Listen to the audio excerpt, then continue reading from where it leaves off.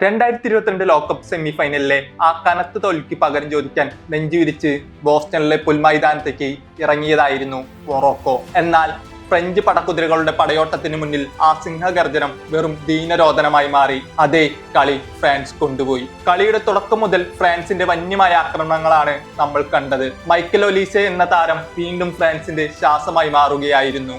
Olise നൽകിയ പാസുകളിലൂടെ ഡെംബെല്ലയും റാബിയറ്റിനെയും ഒക്കെ Moroccan ബോക്സിനെ വിറപ്പിച്ചു. പക്ഷേ നിർഭാഗ്യം, ഫിനിഷിംഗിലെ പോരായ്മകൾ ഫ്രാൻസിന് കടുത്ത തിരിച്ചടിയായി മാറി. അപ്പോഴാണ് ആ സുപ്രധാന നിമിഷം വരുന്നത്. കളിയുടെ 26-ാം മിനിറ്റ് ബോക്സിനുള്ളിലേക്ക് കുതിച്ചു പാഞ്ഞ കിലിയൻ എംബാപ്പയെ മൊറോക്കൻ പ്രതിരോധ താരം നുസൈൻ മസ്റൂയി ഫൗൾ ചെയ്ത് വീഴ്ത്തുന്നു. റഫറി പെനാൽറ്റി സ്പോട്ടിലേക്ക് വിരൽ ചൂണ്ടി. സ്റ്റേഡിയം നിശബ്ദമായി. കിക്ക് എടുക്കാൻ വന്നത് സാഷാൽ എംബാപ്പെ.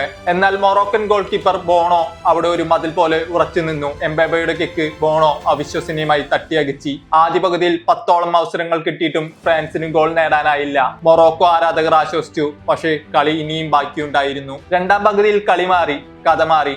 കൂടുതൽ ചിട്ടയോടെ കൂടുതൽ ആക്രമിച്ച് കളിക്കാൻ ഫ്രാൻസ് തീരുമാനിച്ചു. മൊറോക്കോയുടെ കോട്ട പോലെയുള്ള പ്രതിരോധത്തിൽ വിള്ളലുകൾ വീണു തുടങ്ങി. ഒടുവിൽ കാത്തിരുന്ന ആ 60-ാം മിനിറ്റ് എത്തി. പെനാൽറ്റി പിഴച്ചതിന് ഫുട്ബോൾ ദൈവങ്ങൾ എംബാപ്പയ്ക്ക് കാത്തുവെച്ച മറുപടി.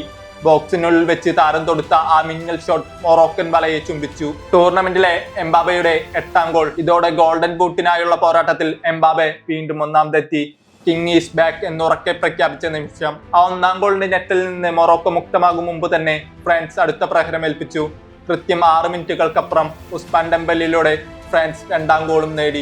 സ്കോർ 2-0. അതോടെ മൊറോക്കോയുടെ സെമി സ്വപ്നങ്ങൾ ചീട്ടുകൊട്ടാരം പോലെ തകർന്നടിഞ്ഞു. ആക്രമണത്തിൽ ഇസ്മായിൽ സൈബാരിയുടെ അഭാവം മൊറോക്കോയെ വല്ലാതെ ബാധിച്ചിരുന്നു. ജയിക്കണമെന്ന മനോഭാവമില്ലാതെ ഫ്രാൻസിന്റെ കരുത്തിന് മുന്നിൽ ഭയന്ന് വിറച്ച രീതിയിലായിരുന്നു മൊറോക്കോയുടെ കളി. ഫലമോ എതിരില്ലാത്ത 2 ഗോളുകൾക്ക് ഫ്രാൻസിനോട് തോൽവി. മികച്ച വിജയമായി ഫ്രാൻസ് ഇതാ സെമി ഫൈനലിലേക്ക് മാർച്ച് ചെയ്തിരിക്കുകയാണ്. പ്രതികാരം വീട്ടാനിറങ്ങിയ മൊറോക്കോയ്ക്ക് ഈ തവണയും നിരാശയായിരുന്നു ഫലം.